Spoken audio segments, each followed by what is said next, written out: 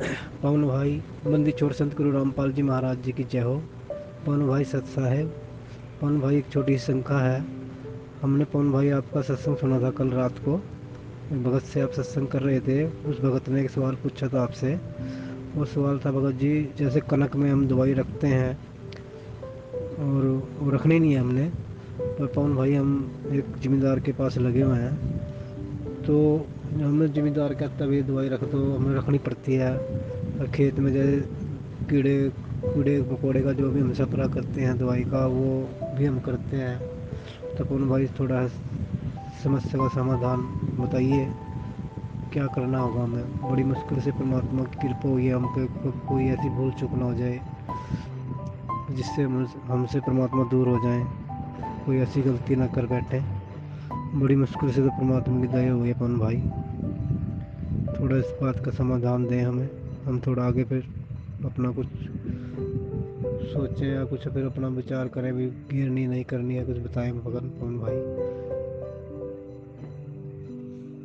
सत साहेब पवन भाई। बंदी छोड़ सतगुरु रामपाल जी महाराज जी की जय हो। सतसाई भगत जी, देखिए बड़े भैया, आपने जो सवाल किया है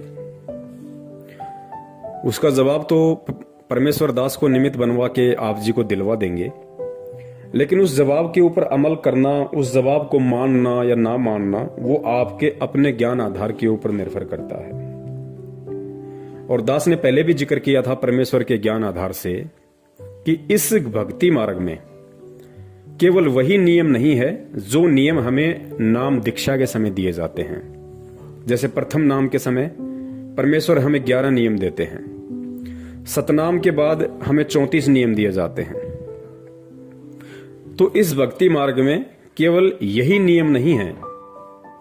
इस भक्ति मार्ग में जब आप ज्ञान की गहराई में जाओगे और परमेश्वर के द्वारा कहे गए सत्संगों पे, उनके वचनों पे जब अमल करना शुरू करोगे तो आपको कदम कदम पे एक नया नियम दिखाई देगा, एक नया नियम आपको दिखाई देगा इस भक्ति मार्ग पे। और आपने जो सवाल किया है वो आपने क्यों किया? वो आपने इसलिए किया क्योंकि परमेश्वर की सत भक्ति अपनाने के बाद आपकी आत्मा ने आपको चेताया कि भाई अपनी रोजी रोटी के लिए, अपने स्वार्थ के लिए आप किसी की हत्या नहीं कर सकते, आप जीवों की हत्या नहीं कर सकते, अपने स्वार्थ के लिए। तो भगत जी, इसका जो समाधान है, इसका समाधान यही है कि जिस व्यक्ति को परम पूज्य सतगुरु रामपाल जी महाराज जी का ज्ञान हो जाएगा और जो उनके तत्व ज्ञान को ध्यान से सुनता है, गहराई से सुनता है, तो उस तत्व ज्ञान में परमेश्वर ने बताया कि एक भगत को अपने गुरुदेव से क्या मांगना चाहिए। सबसे पहले तो भगत को अपने गुरुदेव से यही मांगना चाहिए कि भक्ति दान मोहे दीजियो देवन के देवा हो। सबसे पहले तो भगत ने हमेशा अपने परमेश्वर से, अपने सतगुरु से केवल भक्ति ही मांगनी चाहिए कि हे परमेश्वर, दास को इस काल लोक में भक्ति करवा देना मालिक, दास को मर्यादाओं में रखना परमात्मा, हर समय दास के शीश पे अपना पंजा बनाए रखना परमात्मा। ये भवसागर है, यहाँ बहुत गहरा उलझेड़ा है परमात्मा, आपकी विशेष रजा के बिना यहाँ से जीव का निकलना तो बहुत दूर की बात है, इस भक्ति पे 2 कदम चलना भी दूभर है। तो परमेश्वर आप अपने दास पे विशेष अपनी मेहर रखना। और उसके बाद भगत क्या मांगेगा?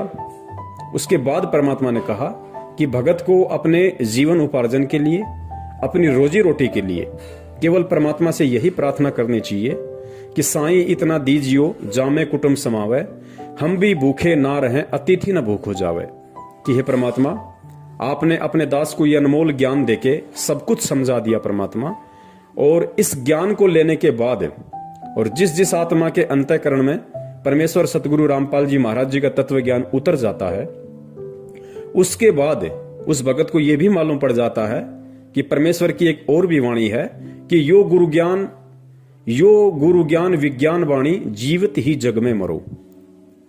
गुरु जी का जो ज्ञान है, जो विशेष ज्ञान है, जो विज्ञान है, तत्व ज्ञान है, वो कहता है कि अब भगत को जीवित ही मरने की रिहर्सल करनी पड़ेगी। और जीवित मरने के विषय में परमात्मा ने बताया, यहां की जो सांसारिक इच्छाएं हैं, जो केवल हमें काल जाल में ही अधिक फंसाती हैं, हमें उनसे पीछे हटना पड़ेगा, हमें उनसे दूर हटना पड़ेगा। उसको जीवित मरना कहते हैं।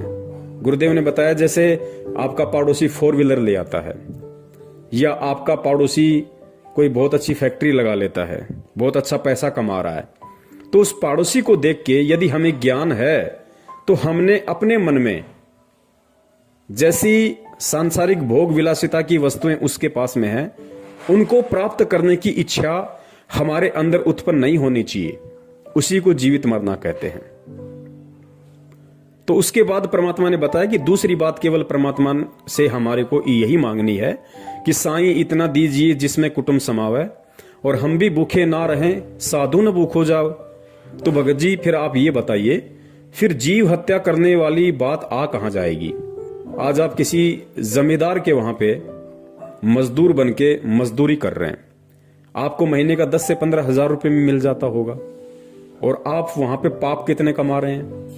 आप करोड़ों जीवों की उस फसल के ऊपर स्प्रे करने के लिए जो आप केमिकल का यूज करते हैं, या उसके जो अन्न का भंडार है वहां पे आप केमिकल वगैरह रखते हैं, उसमें कितने जीवों की हत्या होती है, कितने सूक्ष्म जीव मरते हैं। भगत जी वो पाप किसको लगेगा? वो पाप हमें लगेगा। उसको तो लगेगा ही लगेगा, लेकिन वो पाप हमें भी लगेगा, क्योंकि हम अपनी रोजी रोटी के लिए, अपने स्वार्थ के लिए, अपने पेट पालन के लिए हम दूसरे जीवों की हत्या का पाप अपने सिर पे रख रहे हैं। भगत जी उस जमींदार को तो ज्ञान नहीं है, वो तो पता नहीं क्या क्या प्लानिंग करके बैठा हुआ है, और सांसारिक व्यक्ति की तो अनेकों प्लानिंग होती है, एक खत्म नहीं होती, उससे पहले 2 नई प्लानिंग तैयार हो जाती हैं। लेकिन हम भगत हैं, और परमात्मा ने बताया कि रोजी रोटी का कोई एक ही तरीका नहीं है। यहां पे अरबों खरबों की संख्या है दुनिया में, सभी लोग थोड़े ना कोई स्प्रे करके अपना पेट भरते हैं। परमात्मा ने हर किसी को हर प्रकार का व्यवसाय दिया हुआ है। अब मान लीजिए भगत अगर पहले कोई कसाई का काम करता था, तो नाम लेने के बाद वो कसाई का काम थोड़ी करेगा, उसको उस काम को चेंज करना होगा भाई, परमात्मा से प्रार्थना करके आगे बढ़ना होगा। और भक्ति के लिए जो व्यक्ति गलत रास्ते को छोड़ता है, उसके लिए परमात्मा 10 नए रास्ते खोल देता है। तो भगत जी अब हमने जब परमेश्वर का ज्ञान हो गया, तो उसके बाद में ये जो कर्म है, जो अपनी रोजी रोटी के लिए, अपने पेट पालन के लिए जो फसल के ऊपर स्प्रे किया जाता है, ताकि कोई भी कीड़े, कोई भी जीव जंतु फसल को हानि ना करें, नुकसान ना करें, वो भगत जी पाप की श्रेणी में आता है। और देखिए परमात्मा ने इस भक्ति मार्ग में बताया कि जानबूझ की इच्छा कर मारे नहीं, और बिन इच्छा मर जाए, कहे कबीर तास का पाप नहीं लगाए। गुरुदेव ने बताया कि इस भक्ति मार्ग में आने के बाद कोई भी भगत जानबूझ के किसी को भी ना तो परेशान करेगा, ना उसकी हत्या करेगा। और अनजाने में यदि भगत से किसी की हत्या हो जाती है, तो उसका दोष भगत के ऊपर नहीं लगता। हालांकि गीता जी का ज्ञान बहुत ही अटल है, और गीता जी के ज्ञान में कहा गया है कि जीव जैसा कर्म करता है वैसा उसको उसका भोग भोगना पड़ता है। लेकिन परमेश्वर की भक्ति में आने के बाद थोड़ी सी परमात्मा हमें राहत दे देते हैं, क्योंकि हम भगत बन गए, परमेश्वर की सत भक्ति कर रहे हैं, सत मंत्रों का हम जाप कर रहे हैं। तो उसमें होता क्या है, गीता जी का जो विधान है वो सबके ऊपर समान रूप से लागू है। गीता जी में जो कह दिया वो परमेश्वर का ज्ञान है। परमेश्वर का ज्ञान चाहे जगत हो चाहे भगत हो, सबके ऊपर समान रूप से लागू है। अब गीता जी में कहा गया है कि जो जैसा करेगा वैसा अपना भोगेगा, वैसा ही अच्छा करेगा तो उसको अच्छा मिलेगा, बुरा करेगा तो उसको बुरा मिलेगा। भगत के ऊपर भी यही लागू है। लेकिन भगत को परमात्मा ने ऐड दे दी, राहत दे दी, भगत को परमात्मा ने समाधान दे दिया, पर भगत को परमात्मा ने सच्चा नाम दे दिया।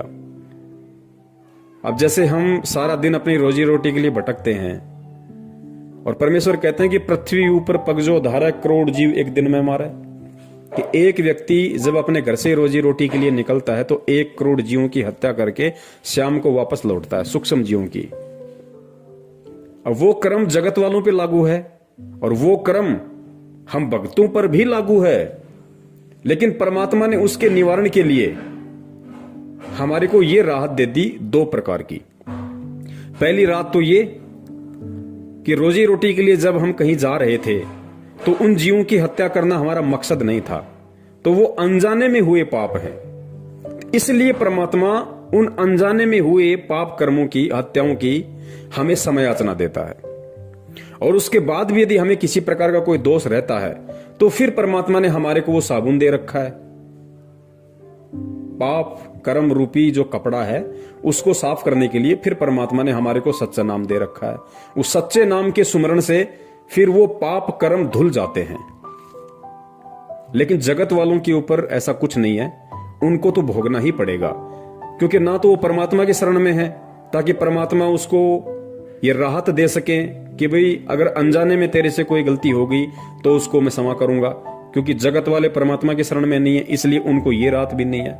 और ऊपर से उनके पास कोई सतनाम भी नहीं है, सच्चा नाम भी नहीं है, परमात्मा की शरण भी नहीं है, तो जगत वाले तो हर तरीके से पाप में ही गल रहे हैं।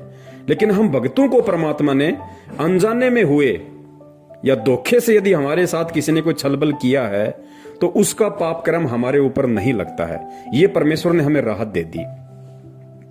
लेकिन भगत जी, फसल के ऊपर जो स्प्रे किया जाता है कीड़ों को खत्म करने के लिए, जो फसल को नुकसान करते हैं उन कीड़ों को समाप्त करने के लिए जो फसल पे छिड़काव किया जाता है केमिकल का, भगत जी वो तो अनजाने की गलती नहीं है, वो तो जानबूझ के किया जा रहा है। और किया केवल इसलिए जा रहा है ताकि हम उन कीड़ों को समाप्त कर सकें।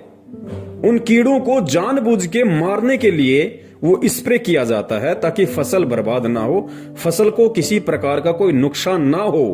तो भगत जी ये अनजाने की गलती नहीं है, ये जानबूझ के की जा रही गलती है। और भगत होने के बाद यदि जानबूझ के भगत गलती करेगा तो जिस प्रकार परमात्मा ने अनजाने की गलती के लिए भगत को माफ करने की बात कही है, उसी प्रकार इस भक्ति में आने के बाद में जानबूझकर की गई गलती की सजा भगत को जगत से कई गुना ज्यादा मिलती है। यह परमात्मा का विधान है। तो भाई हम ऐसे पंगे में पांव क्यों दें? अब बहुत सारे भगत भाइयों को शंका हो जाएगी कि भाई हमारे पास तो सैकड़ों बीघा जमीन है, मेरे पास तो 50 किला जमीन है, और मैं तो गेहूं भी करता हूं, पूरी जमीन में सरसों भी करता हूं, जो मक्का बाजरा भी करता हूं, तो भाई मुझे तो उसमें कीटनाशक का इस्तेमाल करना पड़ता है, तो फिर मैं क्या करूं?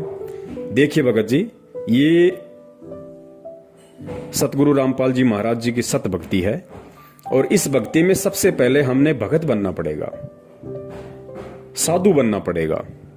और साधु बनने के लिए सबसे पहले हमें अपनी इच्छाओं को सीमित करना पड़ेगा। जब हम अपनी इच्छाओं को सीमित करेंगे तो भले ही मेरे पास में 50 किला जमीन हो, अगर मैंने अपनी इच्छाओं को समाप्त करना शुरू कर दिया है, अपनी फालतू की इच्छाओं को वश में करना शुरू कर दिया है, तो मुझे 50 किला जमीन में गेहूं उत्पादन करने की कोई आवश्यकता नहीं है। मुझे केवल उतना ही अन्न उत्पादन करने की आवश्यकता है जितना अन्न मेरे जीवन उपार्जन के लिए पर्याप्त है। बाकी यदि मैं अन्न उपार्जन करूंगा भगत होके तो मुझे केमिकल का स्प्रे भी करना पड़ेगा। फिर जब वो फसल पैदा होगी, उस गेहूं जो बाजरे को भंडार घर में रखने के लिए, क्योंकि ज्यादा फसल का उत्पादन वही व्यक्ति करता है जिस व्यक्ति को फसल बेचनी होती है। और बहुत सारे जो बड़े बड़े जमींदार होते हैं वो साल भर के लिए स्टॉक कर लेते हैं, और स्टॉक करेंगे तो उनको जाहिर सी बात है, उनको पता है कि भाई इसमें ये फसल बर्बाद होने की आशंका ज्यादा है, उसमें कीड़े वगैरह लगने की आशंका ज्यादा है, तो फिर वो केमिकल वगैरह का उसमें छिड़काव कर देते हैं, स्प्रे कर देते हैं, या और बहुत सारी जैसे कोई एल्ड्रिंग वगैरह आती है उसमें एल्ड्रिंग वगैरह रख देते हैं। तो भगत जी, भगत होके अब हमने ये नहीं करना है, और जितनी हमारे को जीवन उपार्जन के लिए अन्न उत्पादन करना आवश्यक है, अब हमने केवल उतना ही अन्न उत्पादन करना है। भले ही मैं भगत हूं और मेरे पास में 50 किला जमीन है, और मेरा साल भर का काम यदि 5 किला जमीन के गेहूं से चल रहा है तो मुझे 5 किलो गेहूं जमीन में ही गेहूं उत्पादन करना है। बाकी आप किसी को बटाई पे दे सकते हो, हिस्से में दे सकते हो, हिस्सेदारी में दे सकते हो, ताकि वो भी बेचारा अपने परिवार का पेट पाल ले और उसका कुछ प्रतिशत आपको भी मिल जाए। और वो आप परमेश्वर के धर्म भंडारे में लगा दो, आप परमेश्वर को दान रूप में दे दो, तो आपके ऊपर भी भार नहीं रहेगा। और जितना आपको आवश्यक है उतना आपको परमात्मा उस 5 किले जमीन में दे देगा। वरना आप ज्यादा उत्पादन करोगे, ज्यादा उत्पादन करने के लिए फिर आपको सारी व्यवस्था करनी पड़ेगी, जो केवल हमें पाप का ही भागी बनाएगी। और दूसरी बात भगत जी, अब हम परमात्मा के भगत हैं, परमात्मा के बच्चे हैं, और अब भी यदि हम इन चीजों की इच्छा लेके यदि हम इस तरीके से संचय करेंगे तो भगत जी फिर हम कहीं ना कहीं हम परमात्मा की मर्यादाओं से दूर हैं। हम अभी भगवान को और भक्ति को नहीं समझ पाए हैं। वरना गुरुदेव ने कबीर सागर का सरलार्थ पेज नंबर 83, पेज नंबर 83 को आप ध्यान से पढ़ना भगत जी, क्योंकि ये कमी हमारी सत्संगों को ना सुनने की है। पेज नंबर 83 पे काल ने परमात्मा को कहा था, काल ने कहा कि उस समय से पहले, यानी जब परमेश्वर ने काल को कहा कि भाई तू कितनी ही जोर लगा लेना, तू कितनी ही ताकत लगा लेना, कलयुग की बिचली पीढ़ी में मैं जाऊंगा, अपने बच्चों को सतज्ञान दूंगा, सत भक्ति दूंगा और उनको समझा बुझाकर अपने निज लोक सतलोक लेकर जाऊंगा। तो काल ने परमात्मा से फिर क्या कहा? काल ने कहा कि उस समय से पहले मैं पूरी पृथ्वी के ऊपर शास्त्र विधि त्याग कर मनमाना आचरण करवाकर शास्त्र विरुद्ध ज्ञान बताकर झूठे नाम तथा गलत साधना से अभ्यस्त कर दूंगा। जब 13वां अंश आकर सत्य कबीर पंथ चलाएगा, उसकी बात पर कोई विश्वास नहीं करेगा, उल्टे उसके साथ झगड़ा करेंगे। कबीर जी को पता था कि जब कलयुग के 5505 वर्ष पूरे होंगे सन 1997 में, तब शिक्षा की क्रांति लाई जाएगी, सर्व मानव अक्षर ज्ञान युक्त किया जाएगा। उस समय मेरा दास सर्व धार्मिक ग्रंथों को ठीक से समझकर मानव समाज के रूबरू करेगा। सर्व परमाणु को आंखों देखकर शिक्षित मानव सत्य से परिचित होकर तुरंत मेरे 13वें पंथ में दीक्षा लेगा और पूरा विश्व मेरे द्वारा बताई गई भक्ति विधि तथा तत्व ज्ञान को हृदय से स्वीकार करके भक्ति करेगा। उस समय पुनः सतयुग जैसा वातावरण होगा। अब पुण्यात्माओं आगे ध्यान से पढ़ना, आगे ध्यान से पढ़ना। परमेश्वर ने कहा कि जब 13वें पंथ में मेरे से कोई भी आत्मा नाम दीक्षित होगी, अर्थात जब से परमात्मा सन 1994 से नाम दीक्षा दे रहे हैं, जब से 13वां पंथ चला है सन 1994 से, उसके बाद सतगुरु रामपाल जी महाराज जी से जो भी भगत भाई बहन नाम दीक्षित होंगे और 13वें पंथ में आ जाएंगे, उनकी शरण ग्रहण कर लेंगे, उसके बाद उस भगत के लिए परमात्मा ने क्या बताया कि वो कैसे भगत होंगे, कैसा उनका रहन सहन होगा। देखिए ध्यान से पढ़िए। आपसी राग द्वेष, चोरी जारी, लूट ठगी कोई नहीं करेगा। परमात्मा कहते हैं कि 13वें पंथ में आने के बाद, अर्थात सतगुरु रामपाल जी महाराज जी से नाम दीक्षा लेने के बाद क्या होगा? कोई भी भगत आपसी राग द्वेष नहीं करेगा, चोरी जारी नहीं करेगा, लूट ठगी कोई नहीं करेगा, कोई धन संग्रह नहीं करेगा। पुण्यात्मा ध्यान से पढ़ना एक एक शब्द को। कोई भी धन संग्रह नहीं करेगा, भक्ति को अधिक महत्व दिया जाएगा। जैसे उस समय उस व्यक्ति को महान माना जा रहा होगा, कौन से समय? सन 1994 से पहले या सन 1994 के बाद जो व्यक्ति सतगुरु की शरण से दूर होगा, उन व्यक्तियों के विषय में कहा जा रहा है, उनको क्या माना जाएगा? जैसे उस समय उस व्यक्ति को महान माना जा रहा होगा जिसके पास अधिक धन होगा, बड़ा व्यवसाय होगा, बड़ी बड़ी कोठियां बना रखी होंगी। परंतु 13वें पंथ के प्रारंभ होने के पश्चात, अर्थात सन 1994 में सतगुरु रामपाल जी महाराज जी से नाम दीक्षा लेने के बाद, परंतु 13वें पंथ के प्रारंभ होने के पश्चात उन व्यक्तियों को मूर्ख माना जाएगा। पुण्यात्माओं ध्यान से सुनना इस बात को कि सन 1994 के बाद, अर्थात सतगुरु रामपाल जी महाराज जी से नाम दीक्षा लेने के बाद, उनके इस सत कबीर पंथ से में दीक्षित होने के बाद, इस सत कबीर पंथ रूपी यूनिवर्सिटी में एडमिशन लेने के बाद किस व्यक्ति को, किस भगत को मूर्ख माना जाएगा?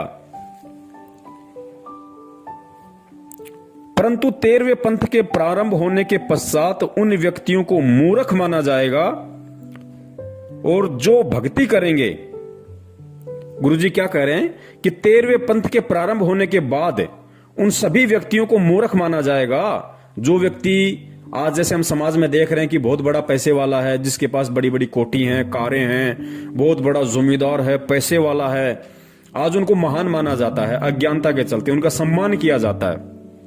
तो परमात्मा यह कह रहे हैं कि 13वें पंथ से पहले तो इन व्यक्तियों को महान माना जाएगा, परंतु 13वें पंथ के प्रारंभ होने के पश्चात उन व्यक्तियों को मूर्ख माना जाएगा। पुण्यात्माओं, परमेश्वर ने स्पष्ट कर दिया कि 13वें पंथ के प्रारंभ होने के बाद में जब भगत को ज्ञान हो जाएगा तो उन व्यक्तियों को मूर्ख माना जाएगा, और जो भक्ति करेंगे सामान्य मकान बनाकर रहेंगे, उनको महान, बड़े और सम्मानित व्यक्ति माना जाएगा। अर्थात आने वाले समय में केवल उसी भगत को आदर सम्मान की दृष्टि से देखा जाएगा और वही व्यक्ति महान माना जाएगा, बड़ा माना जाएगा, जो व्यक्ति सामान्य मकान बनाकर रहेगा, सामान्य तरीके से अपनी रोजी रोटी के लिए अपना काम धंधा करेगा, ना कोई बड़ी कोठी बनाएगा, ना कोई बड़े बड़े 4 व्हीलर गाड़ियां लेके आएगा दिखावे के लिए। आवश्यकता अनुसार तो कुछ भी हो, लेकिन दिखावे के लिए आवश्यकता से अधिक यदि संग्रह करेगा, गुरुदेव कहते हैं उसको मूर्ख माना जाएगा। और जो भगत साधारण तरीके से चलेगा, सामान्य मकान बना के रहेगा, उसको महान, बड़ा और सम्मानित व्यक्ति माना जाएगा।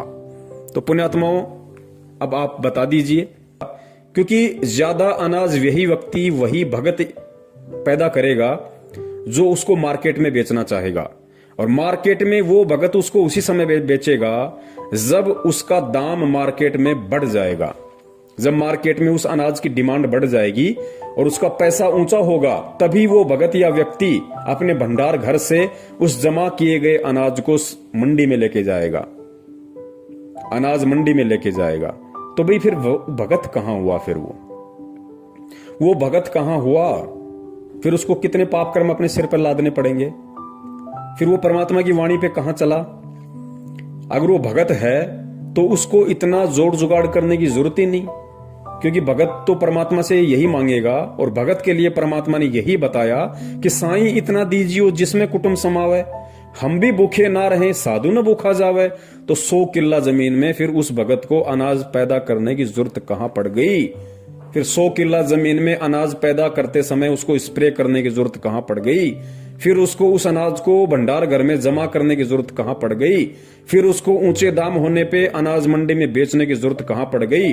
और जब वो उस अनाज को बेचेगा, लाखों में जब पैसा उसके घर में आएगा, फिर उस पैसे का क्या करेगा? वो क्या करेगा? अरे रोजी रोटी के लिए तो उसको एक साल में 12 बोरी बहुत है, उसको 12 क्विंटल अनाज बहुत है उस व्यक्ति को। बाकी का अनाज उसने किस लिए पैदा किया? सिर्फ और सिर्फ पैसा कमाने के लिए, धन कमाने के लिए। वो धन जब उसके घर में आएगा, फिर वो क्या करेगा? वो फालतू के नाटक करेगा, देखा देखी गाड़ी लाएगा, एक कोठी उस लड़के को बना के देगा, एक कोठी दूसरे लड़के को बना के देगा। क्या करेगा वो? उसका कोई रिश्तेदार उससे उधार ले जाएगा 5-10 लाख रुपए, समय पे नहीं देगा तो फिर उसके टेंशन शुरू हो जाएगी, 2 साल तक नहीं दिए फिर झगड़ा शुरू हो जाएगा, फिर केस मुकदमा शुरू हो जाएगा। और परमेश्वर कहते हैं कि भाई नौका में पानी बढ़े और घर में बढ़ जा दाम, दोनों हाथ उलटियो यो ही शाणु काम। परमात्मा तो कहते हैं कि भैया इसका संचय करना ही नहीं हमें। हम भगत हैं तो हमने बिल्कुल सादा तरीके से, साधारण तरीके से हमने रहना पड़ेगा, हमने चलना पड़ेगा इस भक्ति मार्ग पे। तो क्यों हम ये सिर पे अपना बोझ धरें? तो बड़े भाई, यदि आप किसी बड़े जमींदार के यहां पे काम कर रहे हैं, मजदूरी कर रहे हैं, तो आपको ये कोई अधिकार नहीं है कि आप अपनी रोजी रोटी के लिए और करोड़ों जीवों की स्प्रे करके हत्या करें। भगत जी, आपको विश्वास होना चाहिए, आप परमात्मा के भगत हैं, आप परमात्मा के बच्चे हैं, और अब आपको विश्वास हो जाना चाहिए कि जिस परमात्मा ने जन्म लेने से पहले मां के गर्भ में 9 महीने तक मुझे आहार खिलाया, मुझे अमी महारस खिलाया, वहां भी परमात्मा ने मेरा पेट पालन किया। और जैसे मां के गर्भ से बाहर आया तो परमात्मा ने जिन मां के स्तनों में दूध का टपका नहीं था, परमात्मा ने वो भी खोल दिए। और फिर जब हमारे दांत आना शुरू हुए, हम रोटी खाने के लायक हुए, तो परमात्मा ने माता पिता के थ्रू उन्होंने हमारी परवरिश की। और जब समझदार हो गए तो परमात्मा ने हमें काम धंधा दिया। तो भगत जी, फिर हमें आज टेंशन क्यों है? आज तो हम सीधे परमात्मा की शरण में हैं, हम सीधे सतगुरु की शरण में हैं। और हमें विश्वास होना चाहिए कि जिस सतगुरु ने, जिस पूर्ण परमेश्वर ने सतगुरु रूप में आके संत रामपाल जी महाराज जी के रूप में प्रकट होके मुझे भक्ति दी, मुझे भजन दिया, जिस परमात्मा ने मुझे भजन दिया वो मुझे भोजन क्यों नहीं देगा? मुझे अवश्य भोजन देगा। भोजन की व्यवस्था भी वो ही करेगा। लेकिन उसके लिए अब हमने भगत जी इस तरह के उल्टे काम धंधे नहीं करने हैं, या ऐसा कोई भी काम नहीं करना जिसमें परमात्मा की मर्यादाओं का हनन होता हो, परमात्मा का विधान टूटता हो। अब यहां पे कुछ भगत भाई उनको और शंका हो जाएगी कि भगत जी हमारे थोड़ी जमीन ज्यादा है, या हमारी जमीन तो ऐसी है, उसमें जब तक हम यदि कीटनाशक का छिड़काव ना करें, यदि हम जब बीज की बिजाई करते हैं तो बिजाई के समय हमने उसमें केमिकल लगाना पड़ता है, एल्ड्रिंग लगानी पड़ती है, ताकि जब वो जमीन में हम बीज डालेंगे ट्रैक्टर के माध्यम से, हल के माध्यम से, तो उसको कीड़े ना लग जाएं। भगत जी अब हमने ये परंपरागत तौर तरीके नहीं अपनाने जगत वाले। जगत के लिए तो ठीक नहीं कह सकते, लेकिन उनको ज्ञान नहीं है इसलिए वो लोग कर रहे हैं। लेकिन हम भगत हैं, अब हमने भगत जी बीज बिजाई के समय हमने किसी भी प्रकार के केमिकल का इस्तेमाल नहीं करना है, ये सोच के कि इससे फसल में कीड़ा नहीं लगेगा। भगत जी देखिए, दास को अच्छे से पता है, दास भी एक किसान परिवार से है। जब हमारे माता पिता खेत में बिजाई वगैरह करते थे बीज की ट्रैक्टर के माध्यम से, तो वो क्या करते थे कि जैसे बीज लेके आए महंगा, और फिर साथ में एक 100 ग्राम की एक एल्ड्रिंग बोला करते थे उसको, एक केमिकल का डब्बा लाते थे, उसको छुपा के रखते थे किसी बच्चे के हाथ न लग जाए, क्योंकि जहर होता है।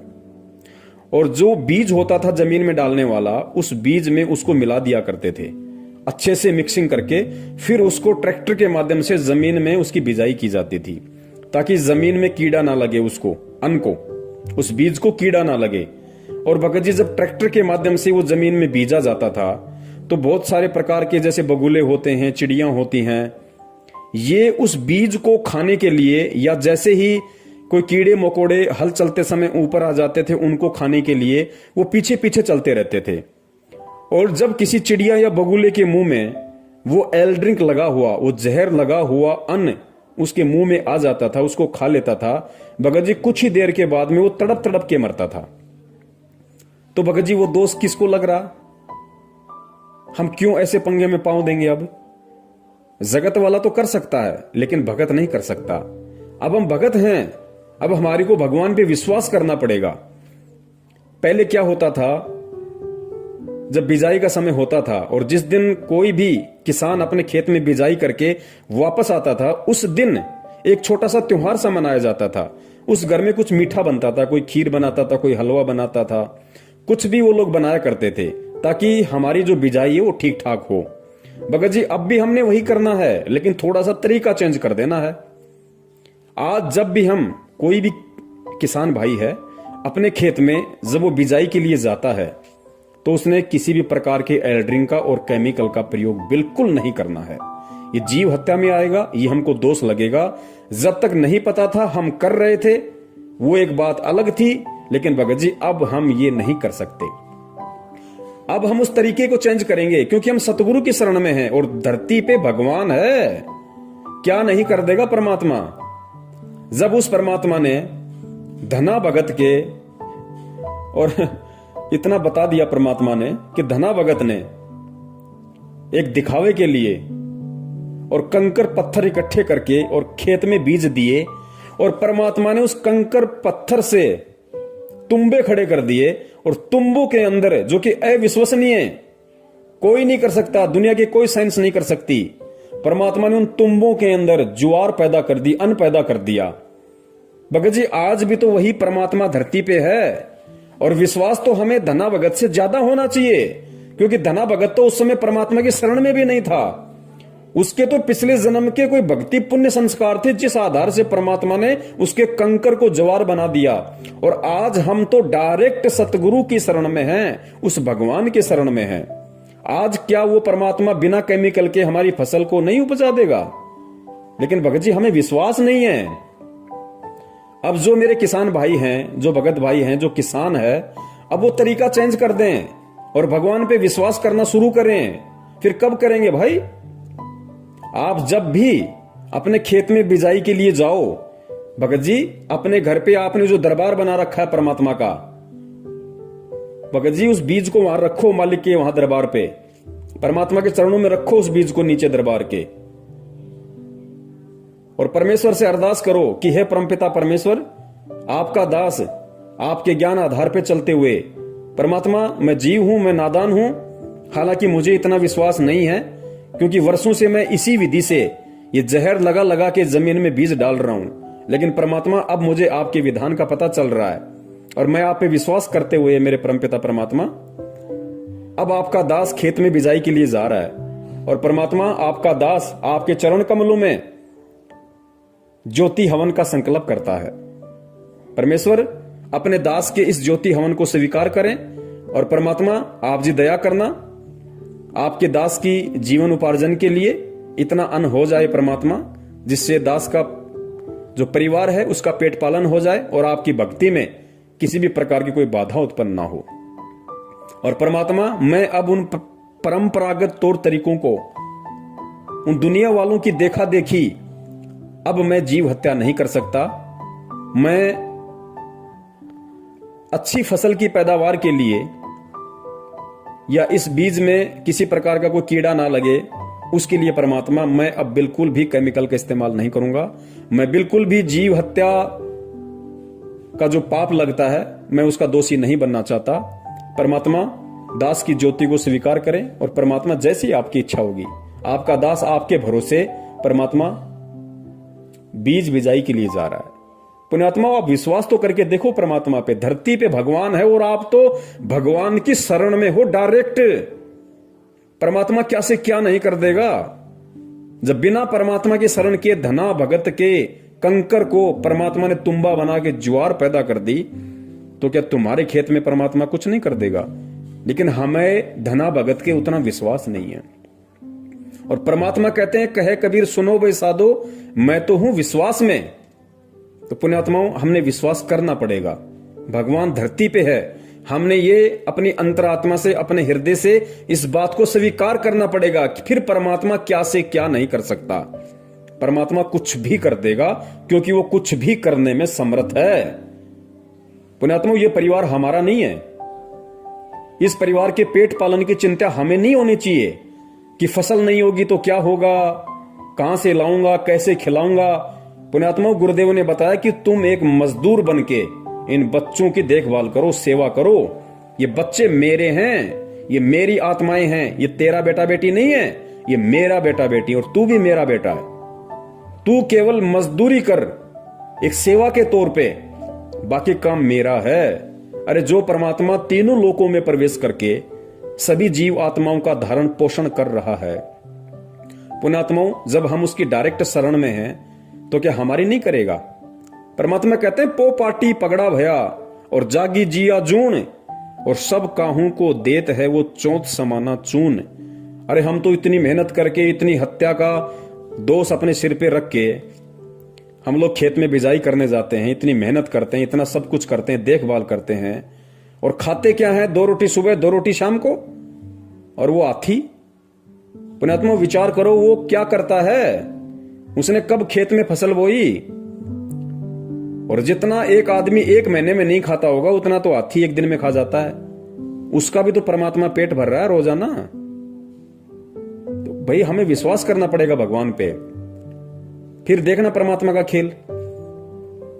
और फिर जो भगत होगा वो केवल इतना ही अन्न उत्पादन करेगा जितना उसके परिवार की, उसके कुटुंब की आवश्यकता होगी, और आवश्यकता के अनुसार करेगा तो उसको भंडार करने की जरूरत ही नहीं। वो सीधा सीधा अपने घर में 8-10 बोरी जो भी होंगी अपना रोजी रोटी के लिए अपना वो रख लेगा और बाकी को अपना मार्केट में सेल कर देगा, नमक लूण मिर्ची के लिए या अन्य छोटी मोटी आवश्यकता की जो वस्तुएं हैं उसके लिए। यदि उसको अन्न कुछ बचता है तो उसके लिए वो अनाज मंडी में उसको सेल कर देगा, और साल भर का उसको जितना चाहिए उतना वो अपने घर पे रख लेगा। तो साल भर में अनाज का कुछ खराब होता नहीं है। तो हम उस पाप से भी बच गए और परमात्मा की वाणी पे भी हम चल गए कि साईं इतना दीजिए जिसमें कुटुंब समाव, हम भी भूखे ना रहे अतीत न भूख हो जाए। तो ये तो था हमारे किसान भाइयों के लिए।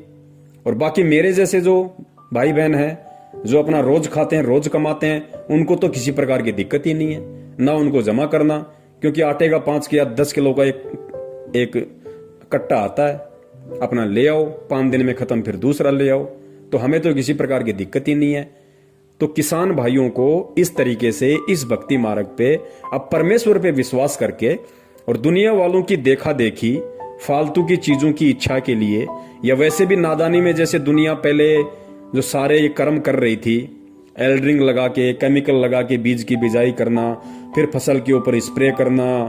पुण्यात्माओं, अब हमने धना भगत जी से ये सीख लेते हुए और परमात्मा धरती पे है इस बात को अपने हृदय में समा के और मालिक पे विश्वास करके अब हमने चलना पड़ेगा। फिर परमात्मा हमारे से दूर नहीं है, वो सब देख रहा है, वो सब देख रहा है। और परमात्मा कहते हैं साहिब से सब होता है, बंदे से कुछ नहीं, वो राई से पर्वत कर दे, फिर पर्वत से राई। जो परमात्मा पर्वत से राई और राई से पर्वत, मतलब परमात्मा 1 सेकंड में सब कुछ विध्वंस कर दे और अगले ही पल परमात्मा वैसा का वैसा कर दे, उसको कहते हैं राई से पर्वत और पर्वत से राई करना। तो पुण्यात्माओं, परमात्मा हमारे लिए फिर क्या कुछ नहीं कर सकता, और वो यहां पे हमारे लिए ही तो कुछ करने के लिए आया हुआ है।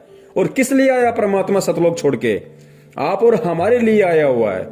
हमें वो भक्ति देने के लिए आया है, अपना विधान संविधान बताने के लिए आया है, उस संविधान पे हमारे को चलना कैसे है वो बताने के लिए आया है। और जब हम परमात्मा के हिसाब से चलेंगे, परमात्मा के संविधान पे चलेंगे, तो पुण्यात्माओं फिर परमात्मा क्या नहीं कर देगा? परमात्मा कुछ से कुछ भी कर देगा। तो अब हमने इन सब बातों का पुण्यात्माओं विशेष तौर से ध्यान रखना है। और दास केवल उतनी ही बात आप जियों को कहेगा जो बात परमेश्वर के ज्ञान आधार से है, और जिस बात पे दास खुद भी चलता है। दास केवल वही बात अपने वीडियो के माध्यम से भगत समाज को बताता है जो दास भी अमल करता है, वरना दास को भी परमात्मा की विधान का अच्छे से पता है कि करनी तज कथनी कथ है, अज्ञानी दिन रात, कुत्ते जू भोकत फिरे, सुनी सुनाई बात। तो मैं कुत्ते की शरण में आ जाऊंगा अगर मैं संगत को, मेरे भगत भाई बहनों को सलाह देता रहा, उनका समाधान करता रहा, और मैं खुद यदि उन पॉइंट्स पे अमल नहीं करूंगा, तो पुण्यात्मा फिर मैं कुत्ते की शरण में आ जाऊंगा, परमात्मा मुझे कभी माफ नहीं करेगा। इसलिए दास केवल उतनी ही बात बोलता है और वही सलाह अपने भगत भाई बहनों को देता है जो दास उन पे अमल करता है। अन्यथा दास को कोई अधिकार नहीं है किसी को कोई सलाह देने की। तो पुण्यात्माओं, अब हम भगत हैं और परमात्मा धरती पे है, अब हमने इस तरीके से चलना होगा। और भगत जी, ठीक है, आप किसी जमींदार के वहां पे काम कर रहे हैं, आप उसका ये सीजन तो निकालो, बीच में छोड़ोगे वो भी ठीक नहीं है, किसी को धोखा देना भी गलत है।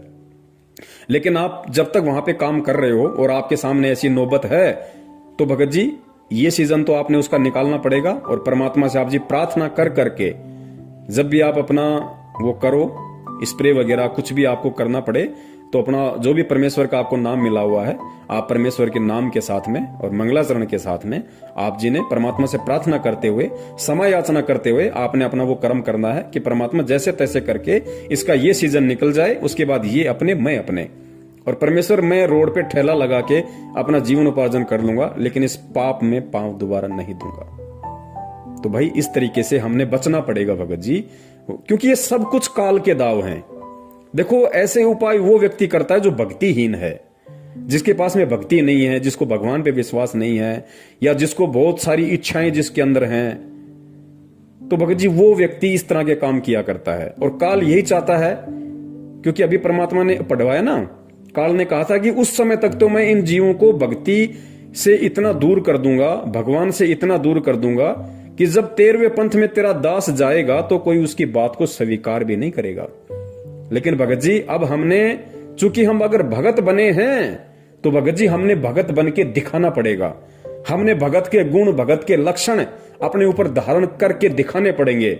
हमने काल को नीचा और सतगुरु का मस्तिष्क इस ज्ञान आधार से ऊंचा करके दिखाना पड़ेगा कि हम संत रामपाल जी महाराज जी के सच्चे भगत हैं, हम उनके सच्चे शिष्य हैं, ताकि काल को भी शर्म आ जाए कि वास्तव में जो परमेश्वर ने कहा था मेरे से, वो परमात्मा ने मेरी लाख कोशिशों के बावजूद भी कर दिखाया। तो ये खाली एक किसान वाला क्षेत्र नहीं, जिस भी क्षेत्र में या जिस भी व्यवसाय में जो भी भगत भाई बहन हैं, और यदि उन व्यवसाय में उस व्यवसाय के अकॉर्डिंग यदि ऐसी कोई प्रॉब्लम है, ऐसी कोई दिक्कत है, ऐसी कोई बाधा है जो परमात्मा के विधान के खिलाफ है, परमात्मा की जहां मर्यादाओं का हनन होता है, तो उन भगत भाई बहनों ने भी परमात्मा के ज्ञान आधार से इसी प्रकार उनका समाधान करना पड़ेगा। और हर स्थिति में अंततः उन बातों से दूर हटके और परमात्मा को प्रसन्न करना पड़ेगा, और ये दिखाना पड़ेगा परमेश्वर को कि परमेश्वर आपने हमें जो शिक्षा दी, आपने हमें जो भक्ति दी, और आप हमें जैसा बनाना चाह रहे हैं परमात्मा, हम भी उसके अकॉर्डिंग बनने की पूरी कोशिश कर रहे हैं। तो गुरुदेव कहते हैं जब इंसान खड़ा होकर चलने लगता है तो परमात्मा पीछे से धक्का मार देता है, और जो मेरे जैसा नालायक घुटने टेक के बैठ गया उसको परमात्मा क्या जबरदस्ती खड़ा करेगा। तो भाई अगर हम भगत बने हैं तो हमने फिर भगत पूरा ही बनना है, कच्चा भगत नहीं बनना, फिर आधा अधूरा भगत नहीं बनना, परमात्मा को दुखी नहीं करना। क्योंकि हमारे राजस्थान में कहावत है कि भाई जब ओखली में सिर दे दिया तो फिर मूसल से क्या डरना। अरे जब ओखली में मुंह दे दिया फिर मूसल से क्या डरना। जब परमात्मा की भक्ति अपना ली, भगत बनने की जो प्रोसीजर है वो हमने शुरू कर दी, तो भाई भगत ही बन के दिखाना फिर, ताकि दुनिया भी याद रखे और दुनिया भी सोचने पे मजबूर हो जाए कि भाई अगर भगत हो तो संत रामपाल जी महाराज के जैसे हों। बंदी छोड़ सतगुरु रामपाल जी महाराज की जय हो। सत साहिब।